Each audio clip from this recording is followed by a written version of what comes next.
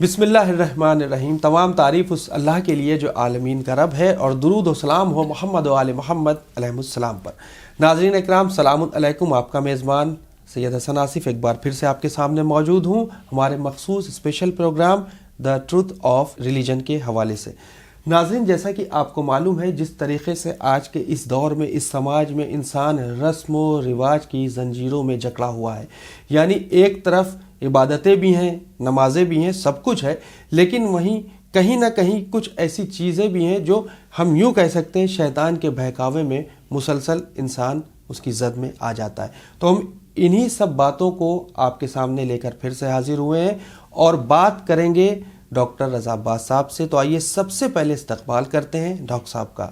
Doctor صاحب السلام علیکم۔ وعلیکم السلام۔ ڈاکٹر صاحب، جس طریقے سے آج دیکھا جائے صرف رسم و رواج میں جکڑا ہوا یہ معاشرہ، یہ سماج، یعنی جو دین کی حقیقتیں ہیں اس کو ٹھیک سے نہیں سمجھ پا رہا ہے، تو ایسے لوگوں کے بارے میں، ایسے سماج کے معاشرے کے بارے میں آپ کیا کہنا چاہیں گے؟ بسم اللہ الرحمن الرحیم۔ انتہائی اہم سوال ہے کہ رسم اور شریعت، رسم اور ٹروتھ آف ریلیجن میں کیسے ڈفرینشیٹ کیا جائے۔ واقعی آج کے معاشرے میں تھوڑا کم پڑھے لکھے جو لوگ ہیں ان کے لیے بہت مشکل ہو گیا ہے کہ وہ یہ جانیں کہ رسم کیا ہے اور دین کیا ہے، رسم کہاں پہ ختم ہوتی ہے اور شریعت کہاں سے شروع ہوتی ہے۔ اور یاد رکھیے کہ رسمیں جو ہیں، میں رسموں کا مخالف نہیں ہوں، لیکن یہ یاد رکھیے کہ رسمیں ہمیشہ اگر اسپرٹ کے ساتھ ہوں تو ان کا کوئی فائدہ ہے، اور اگر اسپرٹ کے ساتھ نہ ہوں تو سمجھ لیجئے کہ وہ پھر نقصان کا باعث بنتی ہے۔ بالکل صحیح کہا آپ نے۔ اور اگر کوئی رسم ہے نا، اس کے ساتھ کوئی ہیلدی اسپرٹ جڑی ہوئی ہے تو وہ رسم، اس رسم کو ختم کرنے کی ضرورت نہیں ہے۔ لیکن اگر کوئی رسم صرف اور صرف جو ہے وہ دکھاوا کرنے کے لیے، ریاکاری کرنے کے لیے، یا کوئی جو ہے وہ اسپرٹ صرف انسانی شہوتوں کی تسکین کے لیے کی گئی ہیں، تو وہ رسمیں جو ہیں وہ غلط رسمیں ہیں اور جو سماج کے لیے کبھی کبھی زہر بن جاتی ہیں۔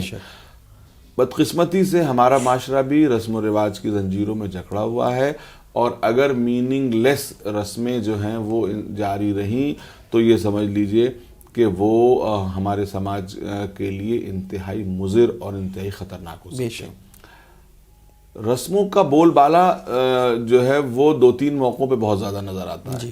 مثلاً شادی بیاہ کے موقع پہ بہت زیادہ نظر آتا ہے، یا خدا نخواستہ غمی کے معاملات میں، یعنی کسی کی موت آ جائے، کچھ ہو جائے، تو اس وقت بہت زیادہ رسمیں نظر آتی ہیں، اور اس کے علاوہ عام حالات میں بھی رسمیں نظر آتی ہیں۔ تو ہمیں سب سے پہلے تو ایک عام انسان کو یہ جاننا ضروری ہے کہ شریعت کیا ہے اور رسم کیا ہے۔ اگر وہ، اب آپ یہ سمجھیے، اگر شادی بیاہ کی بات آئے تو سوائے یہ کہ شادی بیاہ میں شریعت کیا ہے، شریعت ہے ایک لڑکا اور ایک لڑکی کا ہونا، مہر کی رقم کا معین ہونا، اور صیغہ نکاح کا جاری ہونا، یہ شریعت ہے۔ اور باقی جو کچھ ہے وہ رسم ہے، باقی جو کچھ ہے وہ رسم ہے۔ مگر آپ دیکھیے، ایون گواہ کا ہونا بھی مستحب ہے نا، بالکل لازم نہیں ہے، لیکن دو گواہ اگر ہوں تو بہت اچھی بات ہے، دو گواہوں کا ہونا مستحب ہے۔ تو اب آپ یہ دیکھیے کہ اس کے علاوہ جو کچھ ہے وہ رسم ہے، لیکن کم سے کم اتنا معلوم تو ہونا چاہیے کہ مانجھا ایک رسم ہے، یہ تو معلوم ہونا چاہیے کہ رت جگہ ایک رسم ہے، یہ تو معلوم ہونا چاہیے کہ جو ہے وہ چوتھی جو ہے وہ ایک رسم ہے، یہ تو معلوم ہونا چاہیے کہ یہ جو اور بہت سی رسمیں ہوتی ہیں کہ وہ رسم ہے، اور ان کے ہونے یا نہ ہونے سے کوئی خاص فرق پڑنے والا نہیں ہوتا۔ اب دیکھیے ہوتا کیا ہے، ہوتا یہ ہے کہ یہ رسمیں اکثر ایسا ہوتا ہے کہ سماج کے قیمتی ریسورسز کو کھا جاتی ہیں، اور ضروری چیزوں کے لیے ہمارے پاس نہیں رہ جاتا۔ کتنے لوگ ہوتے ہیں جو شادی کے لیے جوڑتے ہیں پیسے، اور اس کے بعد جوڑنے کے بعد اس کو انتہائی بے دردی کے ساتھ شادی کے وقت میں خرچ کر دیتے ہیں، اور یہ نہیں، اور اس کے بعد اکثر ایسا دیکھا گیا ہے کہ بچوں کی تعلیم کے لیے نہیں بچ پایا، اور ضروری کاموں کے لیے، ہیلتھ کی ضرورتوں کے لیے نہیں بچ پایا۔ ارے بھائی، بچوں کی تعلیم میں اس پیسے کو بچا کے استعمال کیجئے۔ آپ کے لیے ضروری نہیں ہے کہ آپ امیروں کی جو ہے وہ اقتدا کرتے ہوئے رسم و رواج کے اوپر، بے معنی رسم و رواج کے اوپر پیسہ خرچ کر رہے ہیں، ہے نا۔ یہی اب مثلاً جو ہے وہ مرنے کے وقت شریعت کیا ہے، رسم کیا ہے؟ شریعت ہے غسل، کفن، نماز میت، دفن، یہ 4 چیزیں ہیں، یہ 4 چیزیں شریعت ہیں، باقی جو کچھ ہے وہ رسم ہے۔ بے شک، بہت اچھی آپ نے بات کی۔ 4 چیزیں شریعت ہیں، باقی سب کچھ رسم ہے، اور وہ رسمیں آپ اپنی چادر کو دیکھ کر، آپ اپنی کیپیبلٹی کو دیکھ کر، اپنی حیثیت کو دیکھ کر انجام دیجئے۔ آپ ایسی طریقے سے مت انجام دیجئے، یاد رکھیے کہ بہت مہنگا ذاکر بلا کر کے اور بہت اعلیٰ درجے کا تبرک جس میں آپ لوٹ جائیں، یہ مت سمجھیے کہ آپ کے مرنے والوں کی، مرحومین کی جنت انشورڈ ہو جائے گی۔ نہیں، آپ کو تمام چیزوں کو قربتاً اللہ، یہ دیکھتے ہوئے کہ اللہ مرحوم کی یعنی مغفرت کس طرح فرمائے گا، اس کو دماغ میں رکھتے ہوئے اور اپنے حالات کو دیکھتے ہوئے چیزوں کو کریے۔ میں نے آپ کو بتا دیا کہ 4 چیزوں کے علاوہ کوئی 5ویں چیز جو ہے وہ شریعت نہیں ہے، شریعت نہیں ہے بلکہ رسمیں ہیں، اور ان میں سے جو چیزیں ایصال ثواب کی ہر شکل مستحسن ہے، اچھی ہے، لیکن اس میں یہ دیکھنا ہے کہ آپ مقروض نہ ہو جائیے۔ اگر آپ مقروض ہو گئے تو یہ اسی طریقے سے میں جو ہوں وہ ایک بہت نازک مسئلے کو یہاں پہ چھیڑنا چاہتا ہوں، مثلا قربانی۔ قربانی حاجی کے لیے واجب ہے، باقی لوگوں کے لیے مستحب ہے۔ یہ ضروری نہیں ہے کہ آپ کہاں سے پیسے جوڑ کر یا قرض لے کر کے آپ قربانی، آپ ہمارے یہاں ہمارے فقہ میں یہ ہے کہ 4 لوگ 5 لوگ 7 لوگ ایک بکرے میں شامل ہو سکتے ہیں، تو شامل ہو جائیے۔ کہیں ایسا نہ ہو کہ بھئی آپ نے جو کچھ پس انداز کیا ہے انتہائی مشکل کے لیے کہ وہ اپنے بچوں کی تعلیم میں خرچ کریں، کسی اپنے بزرگوں کے علاج میں خرچ کریں، بجائے اس کے کہ آپ نے یہ کر دیا اور اس کے بعد آپ کے لیے تو بس سمجھ لیجئے کہ اس سے آپ نے اہم اور مہم کا فرق مٹا دیا کہ what is more important, what is less important. تو آپ کو لیس اور مور کا فرق سمجھ میں آنا چاہیے۔ تو بہت سی رسمیں ہیں کہ جو ہمارے لیے کبھی کبھی ہماری راہ میں بہت اچھی بات ہے وہ رکاوٹ بن جاتی ہیں، ہماری پیروں کی بیڑیاں بن جاتی ہیں، ہماری ہاتھوں کی ہتھکڑیاں بن جاتی ہیں۔ تو ہر انسان کو یہ جاننا ہوگا کہ ضروری کیا ہے اور غیر ضروری کیا ہے نا۔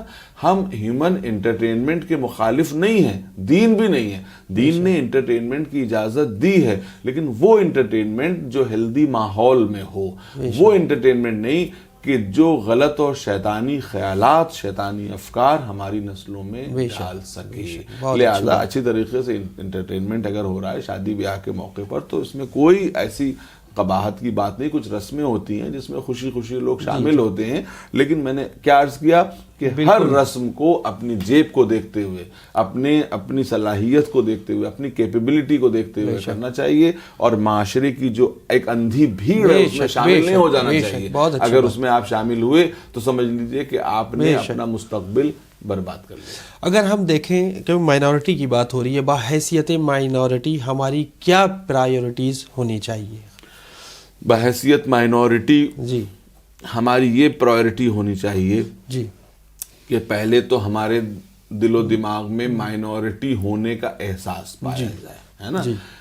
کہیں ایسا تو نہیں کہ ہم ہیں مائنورٹی اور اپنے آپ کو میجورٹی جو ہے وہ سمجھ کر کے ہم رد عمل کرتے ہوں اور ری ایکشن کرتے ہوں۔ بھئی ہم مائنورٹی ہیں، یہ ایک حقیقت ہے، اور اس حقیقت کو قبول کر لینے میں حرج کی کیا بات ہے؟ حرج نہیں۔ تو اس حقیقت کو مسلمانوں کو قبول کرنا چاہیے کہ ہم ایک مائنورٹی ہیں۔ اب اس کے بعد ہماری پرائورٹی کیا ہونا چاہیے؟ ہماری پرائورٹی وہی ہونی چاہیے جو دنیا میں عزت دار مائنورٹیز کرتی ہیں، وہ ہماری پرائورٹی ہونی چاہیے۔ ہماری پرائورٹی دیکھیے، دنیا کی عزت دار مائنورٹیز کیا کرتی ہیں؟ ہندوستان میں دیکھ لیجئے کہ عزت دار مائنورٹیز جو بہت عزت سے رہ رہی ہیں تو وہ کیا کرتی ہیں؟ تو یہ 2 باتیں کی طرف بہت توجہ دیتی ہیں۔ ایک ہے علم، دوسرے ہے کاروبار۔ بہت اچھی بات۔ کاروبار کی طرف آپ دھیان دیجئے، آپ ایک انفلوئنشل مائنورٹی بنیے، اس طریقے سے آپ اپنی معاشی معاملات کو استوار کیجئے، مستحکم کیجئے کہ لوگ آپ کی طرف آئیں، آپ لوگوں کے سامنے ہاتھ نہ پھیلائیں۔ ایک یہ، اور تیسری چیز جو بہت اہم ہے وہ ہے اخلاق. اخلاق سب سے امپورٹنٹ چیز ہے، لیکن اس کے ساتھ ساتھ تعلیم اور معاشیات. اگر اخلاق، تعلیم اور معاشیات یہ تین چیزیں کوئی مائنورٹی اپنے اندر پیدا کر لیتی ہے تو وہ کسی بڑی سے بڑی میجورٹی کے درمیان بھی عزت کے ساتھ زندگی گزار سکتی ہے. تو اس میں میں پھر کہہ رہا ہوں کہ معاشیات تیسرے نمبر پر ہیں. اول نمبر پر اخلاق، دوسرے نمبر پر تعلیم، تیسرے نمبر پر معاشیات. کہ آپ پہلے اپنے اندر اخلاق حسنہ پیدا کیجئے جس سے آپ لوگوں کا دل جیت سکیں. اس کے بعد آپ تعلیم کے ذریعے آپ کائنات کو مسخر کر سکیں، دنیا کو جیت سکیں. اور اس کے بعد معاشیات جس کے ذریعے سے آپ اپنے آپ کو مستحکم کر سکیں. تو مائنورٹیز کا فریضہ یہ ہے کہ پہلے اپنے اخلاق کو درست بنائیں، خشونت نہ پیدا ہو، تکبر نہ پیدا ہو، اس طرح کی چیزیں نہ پیدا ہوں. اس کے بعد تعلیم کی طرف جٹ جائیے. جب کسی قوم میں تعلیم آ جاتی ہے تو ہر قوم، ہر میجورٹی اس کو عزت کی نظروں سے دیکھنے لگتی ہے نا. ابھی آپ ہی بتائیے کہ آپ کے درمیان ایک بہت ماہر جو ہے وہ کارڈیولوجسٹ پیدا ہو جائے تو ہر قوم کا انسان آپ کے پاس ہاتھ جوڑ کے حاضر ہوگا کہ ہمارا علاج کر دیجئے، ہے نا. تو اس وقت وہ مذہب اور ملت نہیں دیکھے گا بلکہ یہ دیکھے گا کہ آپ کا ایکسپرٹیز کیا ہے، آپ کی ایکسیلنس کتنی ہے کسی خاص چیز میں. تو میں سمجھتا ہوں کہ مائنورٹی کا احساس اپنے اندر پیدا کیجئے، اس کی ذہنیت پیدا کیجئے اور اس کے بعد ان تین چیزوں پر عمل کریے. انشاءاللہ آپ ایک انفلوئنشل مائنورٹی کے ساتھ ہر مقام پر رہ سکیں گے. ڈاکٹر صاحب، ہم ہندوستان میں رہ رہے ہیں تو کیا یہاں پر بھی کچھ ایسی شخصیتیں ملتی ہیں کہ جن کے ذریعے آج جو ترقی ہے اس میں بھی چار چاند ان سب کے ذریعے بھی لگے ہوں؟ ہاں دیکھیے، میں پہلے تو آپ کو بحیثیت قوم کے بتا سکتا ہوں. مثلا آپ ہی بتائیے، آپ ہی کے ملک میں ایک مائنورٹی رہتی ہے جس کا نام ہے سکھ کمیونٹی. سکھ کمیونٹی کے لیے کم سے کم دو باتیں بہت مشہور ہیں. ایک تو یہ کہ یہ چیریٹی کے کاموں میں بہت آگے ہوتے ہیں، اور دوسرے یہ کہ ان کے یہاں کا کوئی آدمی بھیک مانگتا ہوا نظر نہیں آتا. آپ کہتے ہیں تو یہ کیا ہے؟ ایک مائنورٹی کی حیثیت سے مائنورٹی ہی ہیں لیکن انہوں نے اپنی ایک امیج بنائی، ذمہ داری کو بھی محسوس کیا. اور ان کے جو ہے وہ ان کے لنگر خانے ہر وقت چلتے رہتے ہیں اور کوئی بھی بھوکا جا کر کے ان کے یہاں کھانا کھا سکتا ہے. تو آپ نے دیکھا کہ انہوں نے اپنی ایک پہچان بنائی ہے کہ ہمارے یہاں بھیک مانگنے والے نہیں ہوتے. انہوں نے ایک دوسرے کا ہاتھ پکڑ کر کے پوری قوم کو اپنے پیروں پہ کھڑا کر دیا ہے. اسی طریقے سے جب آپ انڈیویجولز پر آتے ہیں تو انڈیویجولز نے بہت کام کیے ہیں کہ مثلا جو ہے وہ آپ شروع سے ہو جائیے کہ کن لوگوں نے APJ عبد الکلام کی مثال سامنے ہے کہ انہوں نے ایکسیلنس کسی بھی تعلیم میں حاصل کی تو اس کے بعد پورے ملک نے ان کی قدر کی اور ان کو صدر مملکت کی کرسی تک پہنچایا ہے نا. تو ماضی میں اس کی مثالیں ملتی ہیں کہ سر سید احمد خان جنہوں نے ایک عظیم جو ہے وہ علمی درسگاہ بنائی.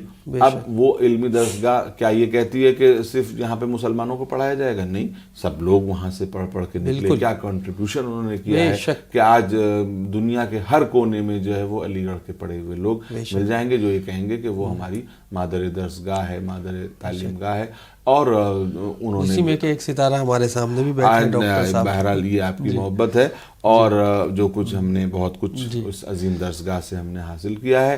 اور تو ہم اس بات کو جانتے ہیں کہ ہسٹوریکلی کیا جو کنٹریبیوشن رہا ہے اس عظیم درسگاہ کا. تو اس طرح سے لوگ ہیں کہ جن کو آج بھی اسی طریقے سے یاد کیا جاتا ہے. تو اگر آپ اپنے اندر یہ صلاحیتیں پیدا کریں گے تو انشاءاللہ زمانہ بھی آپ کو یاد رکھے گا اور تاریخ بھی آپ کو یاد رکھے گی. اچھا، اگر ہم یوں دیکھیں کہ قوم کے جو دولت مند اور ذمہ دار لوگ جو ہیں ان کی اگر ہم ان کی ذمہ داریوں کو سمجھانے کے لیے ان کو یہ کچھ بتانا چاہیں یا کچھ سمجھانا چاہیں تو اس کے لیے ہمیں کیا اقدامات کرنا چاہیے تاکہ وہ ان سب چیزوں میں انیشیٹو لے؟ قوم کے دولت مندوں کی ہمیشہ سے بہت رسپانسبلٹی رہی ہے. قرآن ابھی آپ نے جیسے سکھ کے بارے میں بتایا اور بتایا تو ہمارے یہاں بھی جو لوگ ہیں سب سے بڑی جو رسپانسبلٹی ہے وہ یہ ہے کہ وہ پرائرٹی سیٹ کریں کہ ان کو کہاں خرچ کرنا ہے اور کہاں خرچ نہیں کرنا ہے. کیونکہ عام طور پر دولت مندوں کے بنائے ہوئے راستوں پر ہی غریب بھی چلنے کی کوشش کرتے ہیں، ہے نا. بھائی آپ یہ بتائیے کہ ایک دور تھا ہم لوگوں کے بچپنوں میں کہ جہاں کہیں خالی میدان پڑے ہوئے نظر آئے وہیں پہ شادی کی تقریبیں ہو جایا کرتی تھیں اپنا وہاں پہ. اب کچھ لوگوں نے جو ہے وہ میرج ہال سے شادیاں کرنا شروع کی, دولت مندوں نے شروع کی. بالکل. اب نتیجہ یہ ہوا گھروں میں سناٹا ہے, گھروں میں سناٹا ہے. اور آج مطلب گھریلو جو خادمائیں ہیں وہ بھی اپنے بچوں کی شادیاں جو ہیں وہ میرج ہال سے کر رہے ہیں نا, چاہے بھلے ہی اس میں ان کی 10 برس کی بچت جو ہے وہ کام آ جائے, چاہے اس میں بھلے ہی ان کی ساری جمع پونجی ختم ہو جائے.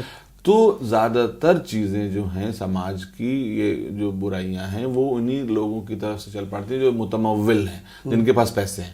تو ان کو یہ سمجھنا چاہیے کہ وہ سماج کا ٹرینڈ سیٹ کر رہے ہیں, تو انتہائی ذمہ داری سے, کیونکہ ان کو بھی اس کا جواب دینا ہوگا. اب بات آتی ہے کہ ان کی ذمہ داریاں کیا ہیں. تو سب سے پہلی ذمہ داریاں ان کی یہ بنتی ہیں کہ وہ اگر وہ چیریٹی کرتے ہیں, اگر پہلی بات تو یہ ہے کہ ان کو یہ بتایا جائے, دین اسی کا نام ہے کہ وہ امیروں کی دولت میں غریبوں کا حق تسلیم کرواتا ہے. تو پہلے تو آپ تسلیم کریے کہ آپ کی دولت میں غریبوں کا حق ہے. اب یہ سوال پیدا ہوتا ہے کہ یہ کس طرح سے نکلے حق. تو ظاہر ہے کہ پہلا حق روٹی کا ہے, تو آپ کو جو ہے وہ یعنی جو ہے وہ کسی بھی بھوکے کو کھانا کھلانے کے لیے تیار رہنا چاہیے, کیونکہ اس سے عظیم کوئی عبادت نہیں ہے. اس کے بعد اگر دولت مندوں کو چاہیے کہ سب سے زیادہ بڑا اس وقت چیریٹی کا کام یہ ہے کہ بچوں کی تعلیم میں ہاتھ بٹائیں, بچوں کی تعلیم میں ہاتھ بٹائیں.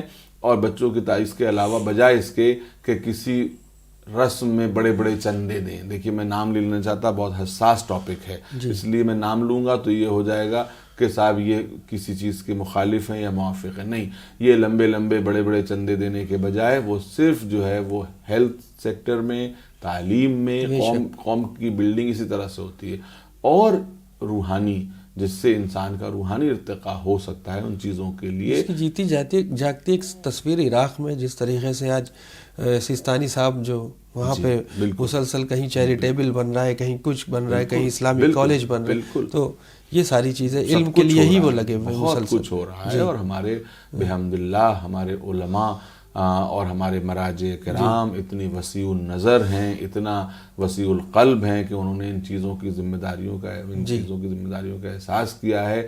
اور آپ دیکھیے کہ کربلا کے روضے کے طفیل میں کیا کیا ہو رہا ہے, امام رضا کے روضے کے طفیل میں کتنے کارخانے چل رہے ہیں, کتنے اسکول چل رہے ہیں, کتنے اسپتال چل رہے ہیں, کتنے دل خوش ہوتا ہے جی بالکل دیکھ کر کے کہ کتنے لوگ کھانا کھا رہے ہیں, کتنے لوگ علاج کروا رہے ہیں.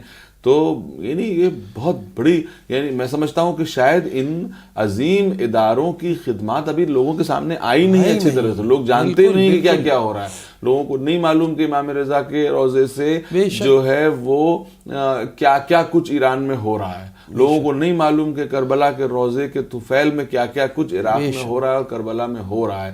میری اپیل ہے کہ وہ چیزوں کو دیکھیں. آج سوشل میڈیا کا دور ہے, انٹرنیٹ کا دور ہے, لوگ دیکھیں کہ یہ جو ہمارے ائمہ کے مزارات ہیں یہ آج بھی یعنی ان کی شہادت کے 1300-1400 سال کے بعد بھی ایک بیٹر معاشرے کی تعمیر میں ان کا کتنا زبردست کنٹریبیوشن ہے.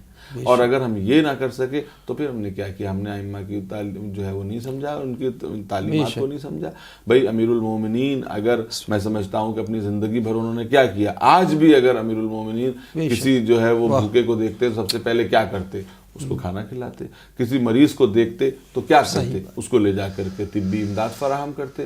کسی جو ہے وہ جاہل بچے کو دیکھتے تو کیا کرتے, اس کی تعلیم کا انتظام کرتے. تو آپ یہی کریے, یہی آپ کی دولت کا سب سے اچھا مصرف ہے. اس کے علاوہ اچھا, یہاں سب سے بڑی پرابلم ہے کہ اسٹیٹس کی بھی آ گئی ہے, شو آف کی بھی آ گئی ہے, کہ ہمارا اسٹیٹس نہ ڈاؤن ہو جائے. یہی تو میں کہنا چاہ رہا ہوں, یہ کون سے پہنے, یہ برانڈیڈ ہے, یہ نان برانڈیڈ, اسی میں زندگیاں ختم ہوئے جا رہی ہیں اور کچھ بچا ہی نہیں ہے.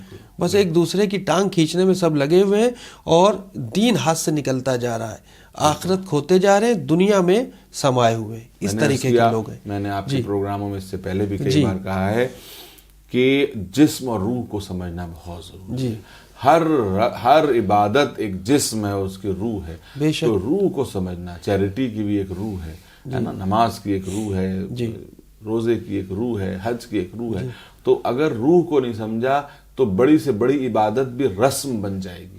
بڑی سے بڑی عبادت بھی رسم بن جائے گی. بالکل. خمس و زکوٰۃ بھی رسم بن جائے گی اگر ہم نے خمس و زکوٰۃ کی روح کو نہیں سمجھا.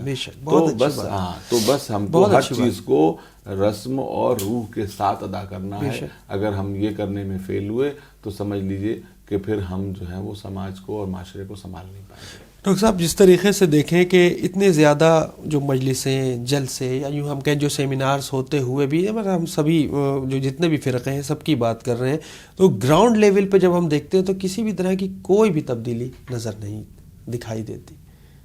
جی, یہ تو بہت بڑا لمحہ فکریہ ہے ہم سب کے لیے کہ گراؤنڈ لیول پہ تبدیلی کیوں نہیں نظر آتی. اس کی کچھ وجوہات ہیں.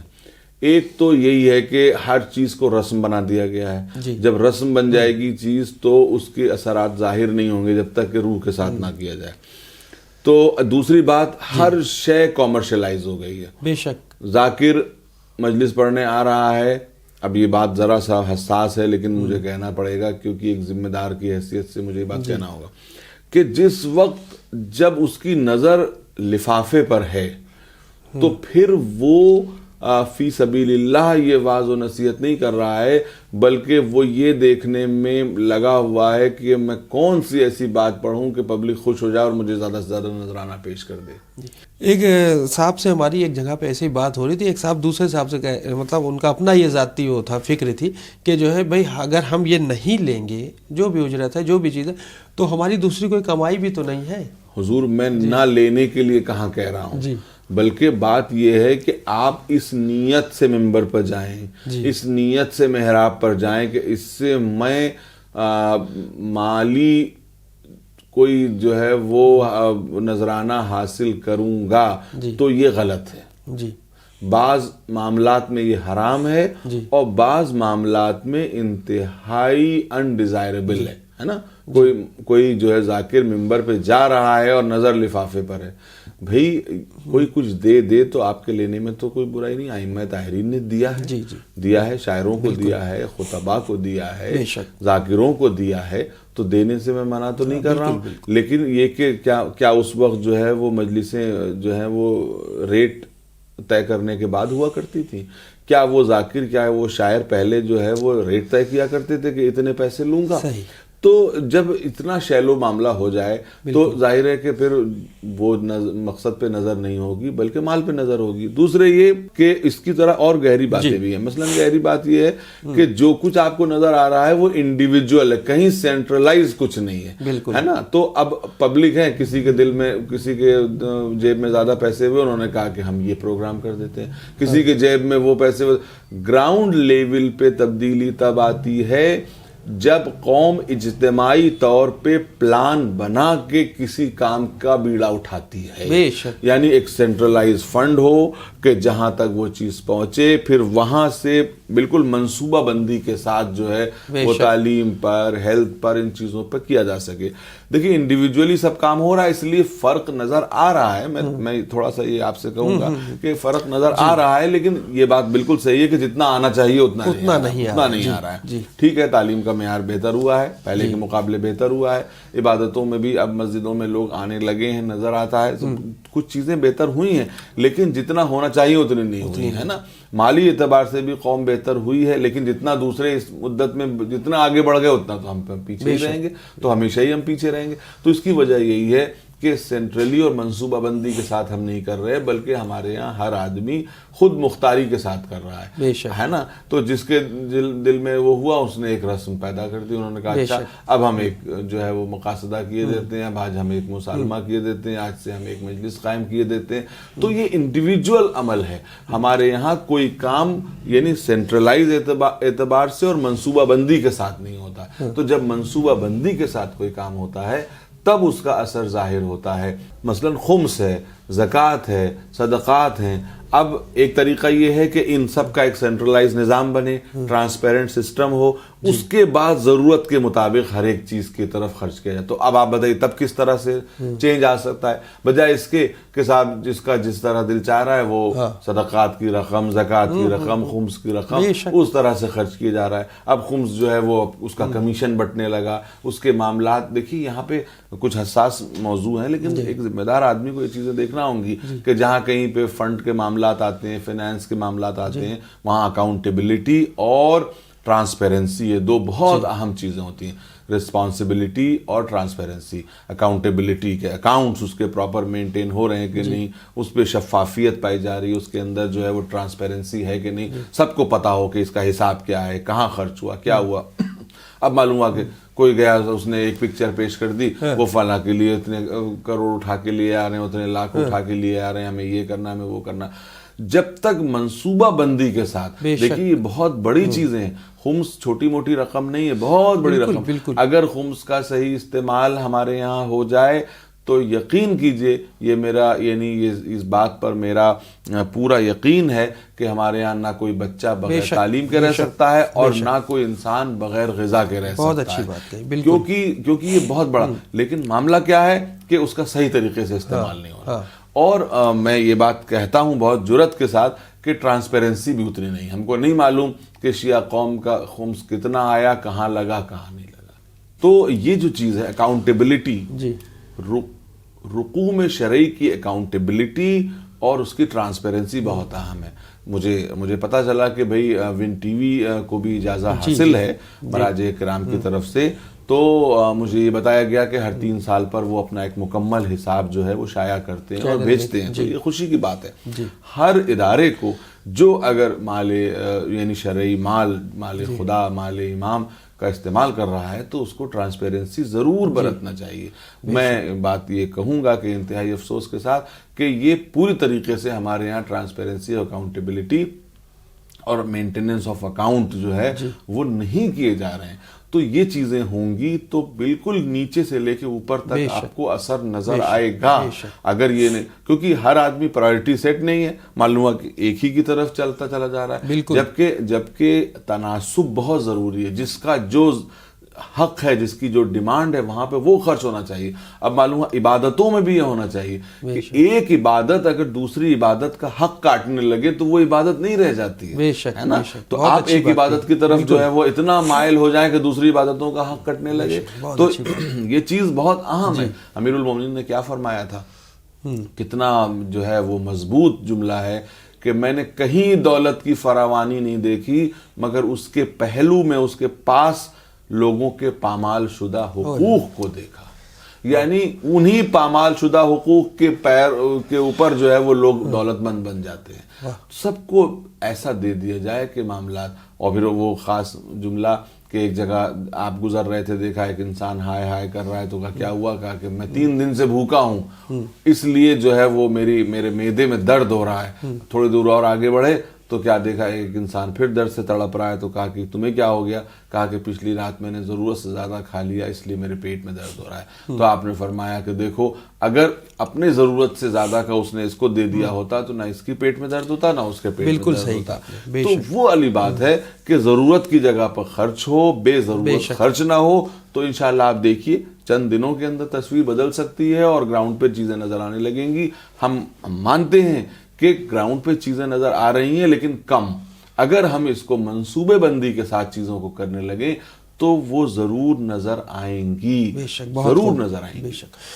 بہت خوب ڈاکٹر صاحب. وقت کی کمی ہے, کیا کریں, افسوس ہوتا ہے کبھی کبھی, کیونکہ بہت امپورٹنٹ آپ بات ہے, کیونکہ ذرا سے کم ٹائم میں ½ این آور کا ہمارا ایپیسوڈ ہوتا ہے, اس میں بہت ساری باتیں نہیں آپ پہنچا پاتے. لیکن ہم اسی لیے یہ 5 ایپیسوڈ کی سیریز رکھتے ہیں. انشاءاللہ ہم اگلے ایپیسوڈ میں کچھ اور باتوں کو ناظرین کے سامنے رکھیں گے. فی الحال ہمیں اجازت لینا ہوگی.